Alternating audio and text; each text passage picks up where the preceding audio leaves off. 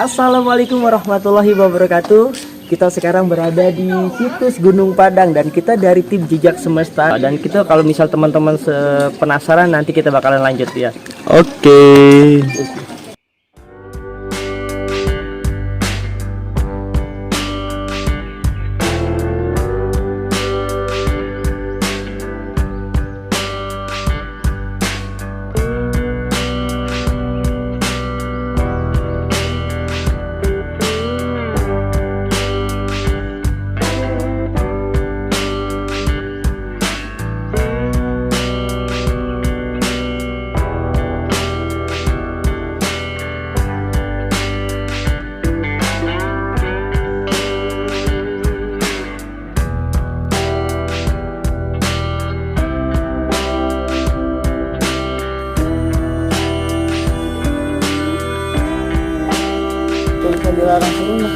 Nah, kalau untuk naik kan boleh. Banyak pengunjung yang tidak tahu turun lewat sini. Bahaya. Oke. Nah, itu do not down gitu kan. Ini Turun lewat sini jalur pintu untuk naik. Naik aja. Jadi buat teman-teman, ini kalau dari bawah pintu kedua ya Pak? Ini sebenarnya jalur utama. Jalur utama. Jalur utama. Tapi kalau tangga teman-teman utama, jalur lama. jalur lama, jadi kalau teman-teman kalau turun nggak usah lewat jalur utama, harus lewat Nanti ada jalur untuk turun khusus. jalur untuk turun ya guys. Karena bahaya banget ya, Pak. Bahaya untuk turun bahaya. Ya.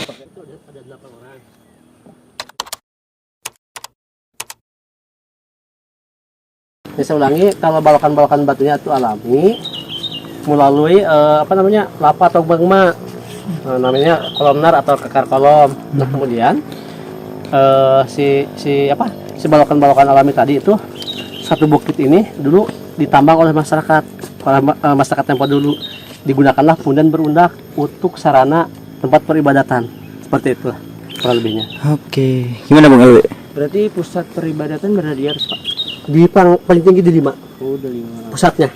Ya, ya. Walaupun ini untuk pembukaan. Oh, ini di pembukaannya. Ya. Kan tadi di awal Sumur sumur perdana Uripan. kan, itu proses pertama, ini udah kedua apa ketiga? kedua. Kedua. Nah, Oke, kedua guys, di sini. berarti guys. Kedua. Nah, ketiganya di sana, Ketiganya keempat dan kelima.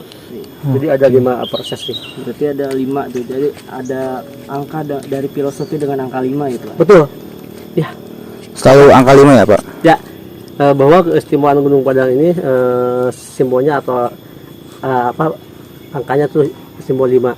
Maksudnya apa? Teras atau halaman Gunung Padang 1 sampai 5 teras. Dan balok-balok batu Gunung Padang itu didominasi oleh batu segi 5. Dan bukit Gunung Padang ini dikelilingi 5 bukit. Juga tidak tanggung-tanggung menghadap lurus ke 5 gunung.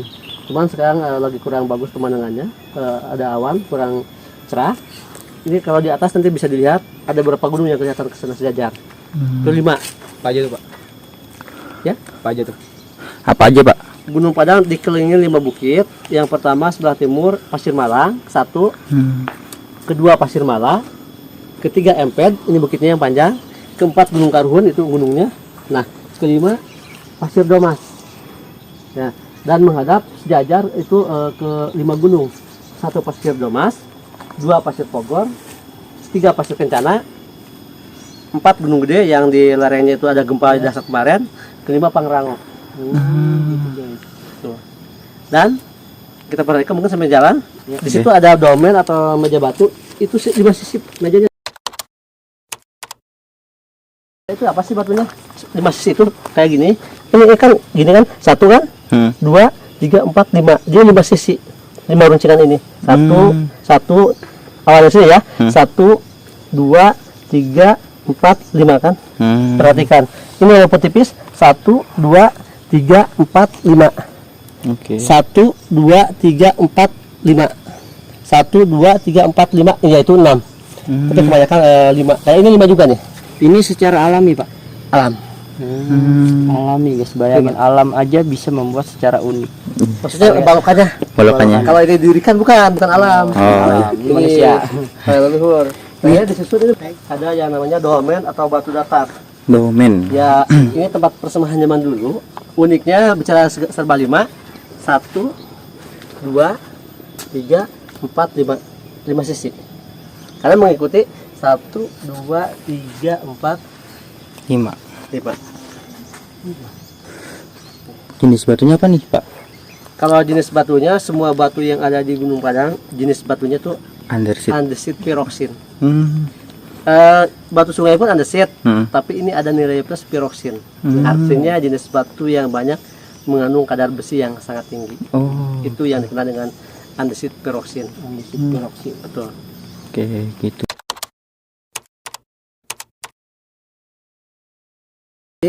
Di sini ada 5 pijakan jari tangan. Nih, kelingking, jari manis, jari telunjuk, jempol dan telunjuk dan jempol. 1, 2, 3, 4, 5. Coba jempolnya sedikit. Gini tuh. 1, 2, 3, 4, 5. 5. Ini pijakan jari tangan 5 jari. Dan menariknya, ini simbol 5 jari tangan. Kok 5 itu mengikutin? Nggak tanggung-tanggung. Batu ini dikenalnya batu musik purba. Dan batu ini bernada. Nadanya tuh 5 nada. Suaranya. Ya, cuman bukan Melayu. Nadanya Sunda. Oh, Sunda. Ada yang tahu nggak pentatonis nada Sunda? Oh, gimana tuh? Ya. Ya. Da, mi, na, ti, la, da. Da, mi, na, ti, la, da. Kalau dibalik, da, la, ti, na, mi, da. Oh. Nah, saya sentuh dari sini ke sana tuh ketemunya tuh da, mi, na, ti, la, da.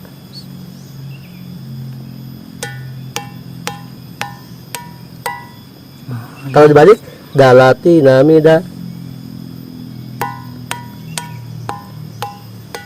Wih.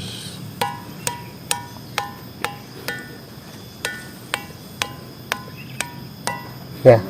Kalau dibayangkan kayak gini, boleh nanti nyoba. Dibuka dulu dengan da 3 kali, da awal. Ini da akhir, lemah. Awal itu pendek tapi agak kenceng, kayak gini.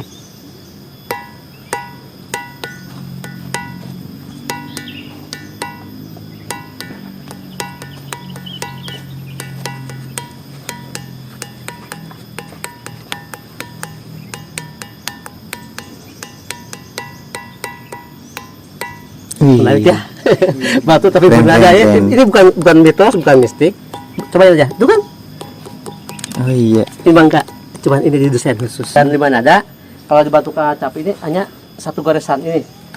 Oke, kita lihat guys. Baik banget semua batu. Ini namanya batu kacapi. Itu batu buana. Nah, batu kacapi ini simbolnya ini. Saya mau tanya. Sebelumnya kan belum mengenal kan? Iya. Ketemu hari ini. Ini kalau angka berapa? 1. Betul. Kalau huruf hijaya ini apa? Alif. Alif itu tunggal, tunggal itu esa. Siapa yang tunggal? Siapa yang esa? Yang Allah maha ya. SWT. Yang maha. Makanya di situ ada. Oh iya. Oke. Bacanya dari kanan ke kiri dari posisi ya. Iya. Ini tasjidnya yang paling tinggi kan? Iya, benar benar. Ini kenapa lebih rendah? Alif, Alif. lam, ha. Ternyata dalam tangan kita ayat Allah itu ada. Oke. Kenapa itu ada simbol begini? Hebat orang dulu. Agama belum ada tapi simbol semua aja itu ada. Wah, mantap Nah, ini- guys. Ini alif itu tunggal itu esa. Siapa yang esa, siapa yang tunggal? Ya Allah, dulu itu. Makanya dalam peradaban Sunda ada yang namanya Sang Hyang Tunggal. Oh, Sang Hyang. Hindu pun sama Sang Hyang Tunggal itu siapa? Ya Gusti Sang Pencipta. Hebat ya. Makanya jangan menyalahkan orang lain gitu kan. Salahkan dari kita. Karena orang yang suka menyalahkan dirinya itu akan baik, tapi orang yang merasa dirinya baik akan salah. Ya kan? Ya, setuju? Ini. Nah, ini kok simbolnya tunggal, simbolnya esa, suaranya ini nggak berubah, ini tunggal. Ting, ting kayak gini.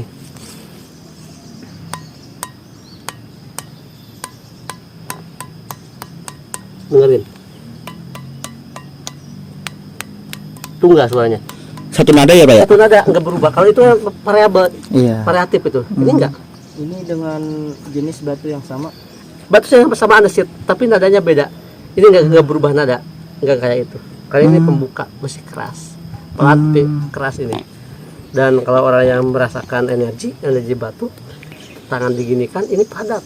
Ini padat ininya, apa energinya. Kalau itu udah sempurna, itu enteng. Energinya ada tapi enteng. Kalau ini seperti nyedot gitu loh. Coba aja tangannya ginikan, nggak apa-apa. Nah, gitu. 10 tangan tapi harus 10. 10 tangan, 10 tangan. 10 tangan itu positif negatif. Positif ada di sini, negatif ada di sini sebenarnya. Nah, caranya tutup mata.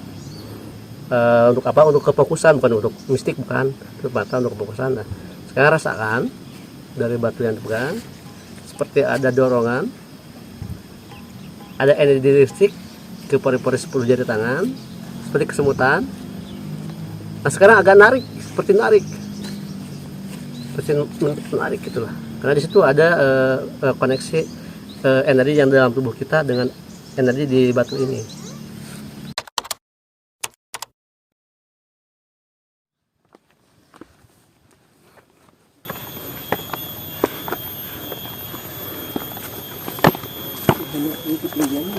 Pak. Iya. Nah, sebenarnya kita udah sampai ke puncaknya. Ini tahap 2 ya. Ini 3 yang naik gitu kan? Iya. Naik lagi tuh yang tong sampah yang ujung ke 4 dan yang ada ujung itu yang 5 tuh, yang ada pohon merah. Itu yang 5. Oh, 5. Terakhir. Itu sampai tahap ke-5. Betul. Dan ini pohon-pohonnya juga masih dari dulu alami ya, Pak? Ini pohon alami dari dulu. Namanya pohon kimenyan dan hamirung. Ini juga ada filosofi. Apa itu, Pak?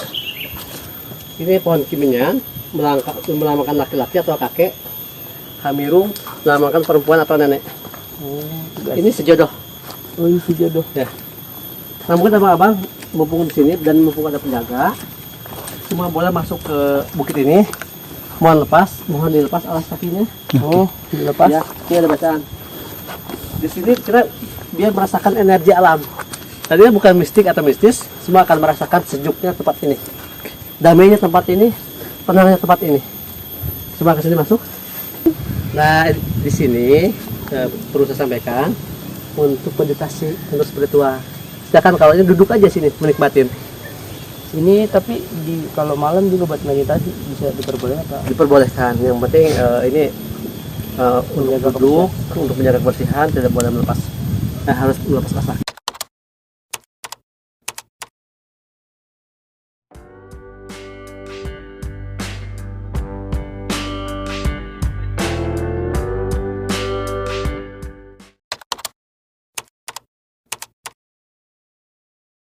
Assalamualaikum warahmatullahi wabarakatuh.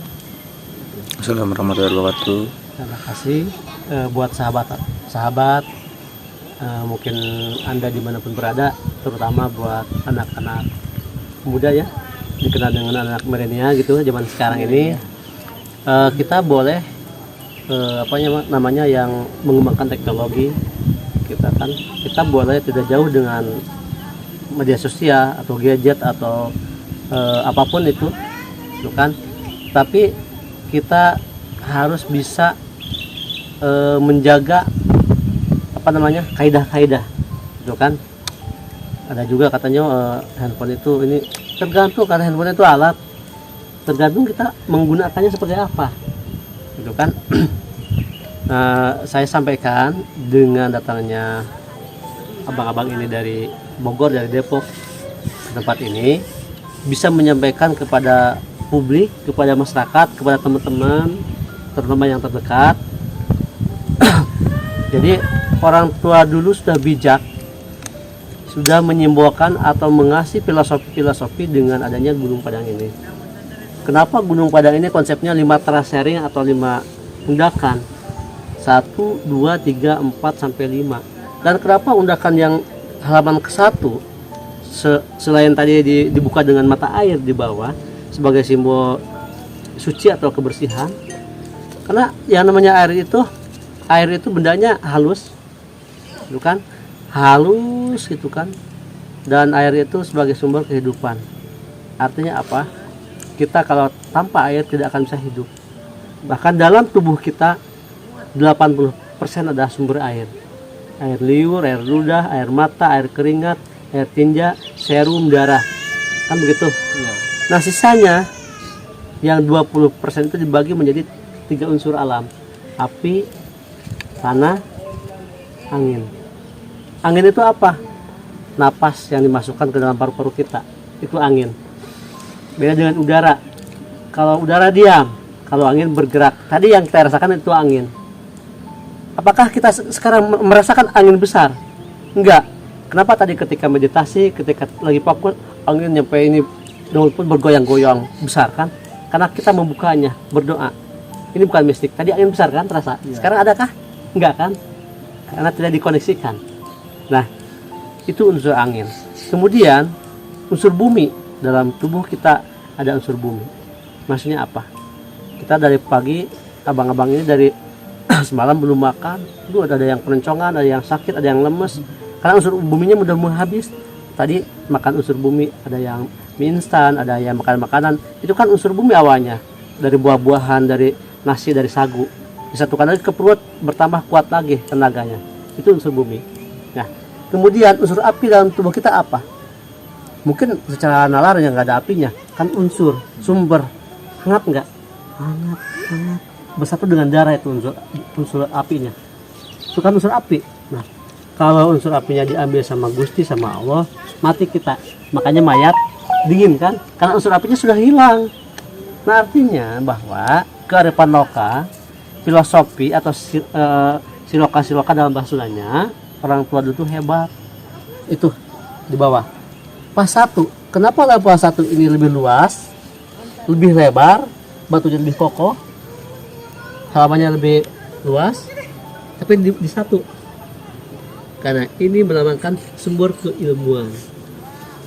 Carilah ilmu seluas-luasnya. Dapatkanlah ilmu seluas-luasnya. Ilmu apa yang paling manfaat? Ini di 1. Nah, sudah bisa ilmunya, sudah menguasai ilmunya, baru kita boleh naik ke level kedua. Karena level dari 1 ke 2 itu tinggi kan? Tinggi nih, yang 5 gerbang ini kan? Nah, di level 2 ini saatnya apa? Mulai membuka keilmuan tadi. Ilmu apa? Ilmu syariat. Tidak cukup di ilmu syariat, tingkatkan lagi. Kalau kita sudah belajar dan melaksanakannya di ilmu syariat, masuklah ke ilmu torekot atau torekat. Tidak cukup di torekat, tingkatkan lagi. Di situ ada yang namanya hakikat. Itu yang keempat. Yang kelima baru ma'rifat. Yang sehingga yang Prabu. Nah, itu ini buat anak muda. Jadi kita jangan terlena merasa diri paling hebat, paling suci. Wah, ibadah udah lakukan, sholat nggak kelewat. Nah, jangan-jangan masih ada yang salah. Itu kan syariat, kan begitu. Ternyata masih banyak yang perlu dipelajari lagi. Nah, itu untuk anak muda nih, ini dari Gunung Padang. Tetapi mungkin ini saya tidak bicara agama. Agama apapun nyambung dengan apa yang saya sampaikan, kan. Tetapi kenapa Gunung Padang ini simbolnya serba 5? Nah, mau ke apa ilmu 5 itu? Mau ke agama? Anda umat apa? Masa Islam, Pak? Enggak ada salahnya walaupun ini jauh sebelum ada agama. Kok nyambung sih? Rukun Islam berapa? 5. 1 di bawah, kenapa? Karena dibuka selebar-lebarnya dan sekuat-kuatnya itu tauhid. Asyhadu alla ilaha illallah, asyhadu anna muhammadar rasulullah. Kan begitu. Di 2, kenapa di sini ada bukit? Tahapan kedua ini bagian 2. Di 1, ini tempat bersujud. Bersujud itu adalah sholat. Bukan berarti sholat tiap waktunya, tetapi sujud di situ kita harus bersujud rendah hati, sopan dan santun, harus hormat kepada siapapun, menjaga alam. Itulah sholat. Nah, di sini di hitungan ketiga ini pemandangan kita lebih luas kan. Ke belakang kelihatan, ke bawah kelihatan. Artinya apa? Filosofinya di sini kita harus bersyukur. Ya Allah, ya Tuhan, ya Gusti, bersyukur saya masih sehat, saya masih hidup. Ternyata di bawah sana masih banyak orang, saya masih bisa makan. Ternyata di bawah sana, ibaratnya, perumpamanya, masih banyak orang yang kelaparan, anak yatim, ayahnya meninggal, ibunya nggak bisa usaha, anaknya masih kecil.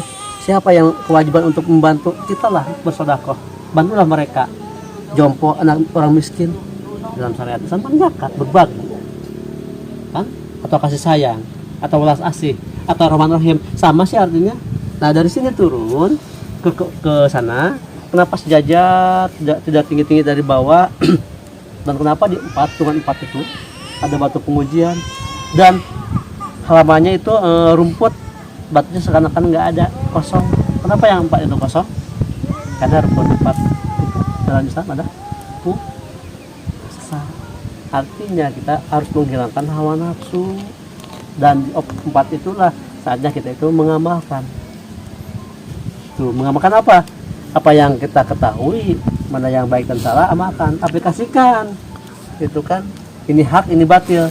Hak itu yang harus kita lakukan, batil itu dibatalkan, kan begitu. Sekarang aneh, kita dibaca tapi tidak paham apa yang dibaca tadi. Kita harus apa? Sebaiknya dari bacaan, bacalah di bawah selebar-lebarnya, kajilah. Baru di sini, ini luas pandangannya kan. Di sini itu memahami dari bacaan kajian tadi. Setelah itu mengamalkan di 4, sehingga di 5 ada istilah 4 sehat 5 sempurna. Siapa kita lah memohon kepada yang maha. Siapa kita, kan begitu. Itulah filosofi untuk peradaban budaya yang ada di Gunung Padang ini.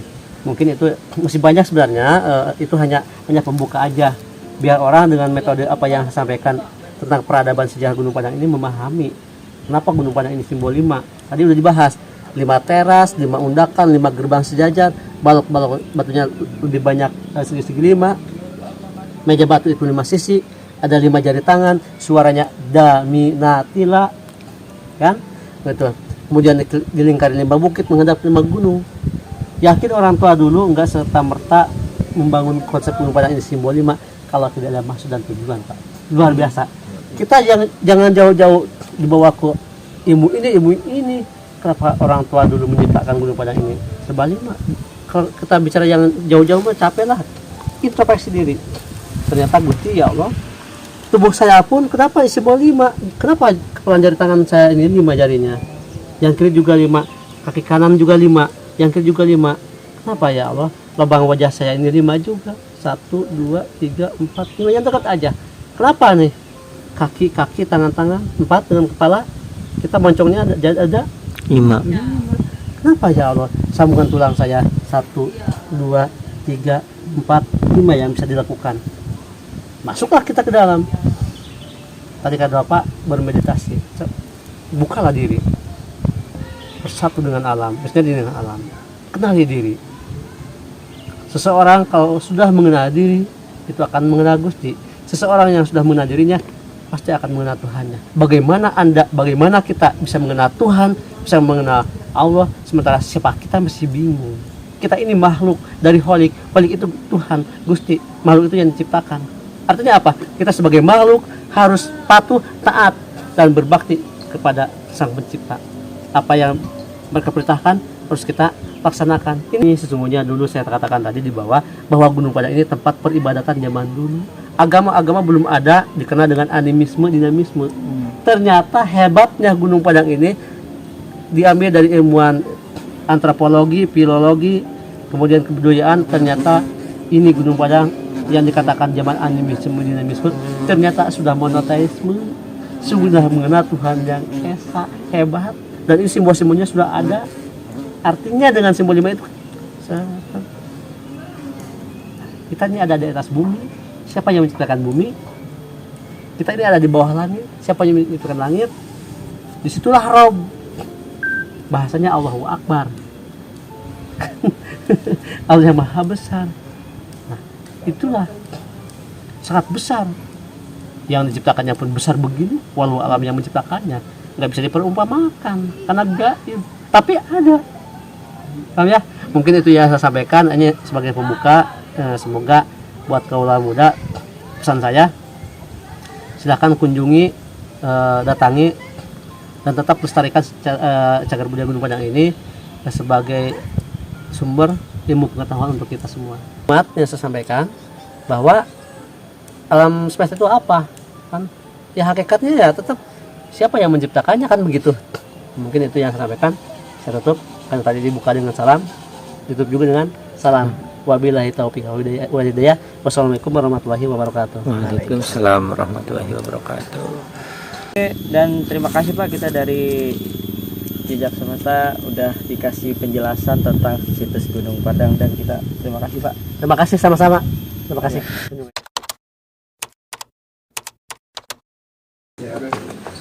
Oke guys, kita dari Jejak Semesta sudah berakhir ya, turun dan menjelajahi situs Gunung Padang, dan ini adalah tempat terakhir poskonya ya. Dan terima kasih sudah nonton, tetap di Jejak Semesta.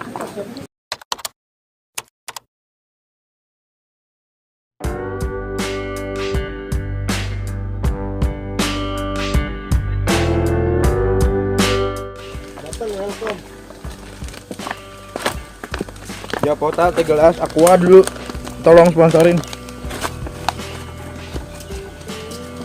Tinggal kirim doangan teh pucuk endor. Oke, kali ini kita baru selesai, sudah turun di tangga terakhir. Dan tangga terakhir ini berada di sini ya, nggak boleh bisa turun lewat sana. Jadi ini adalah terakhir, dan kalau udah turun kita Si Bang. wajib lapor.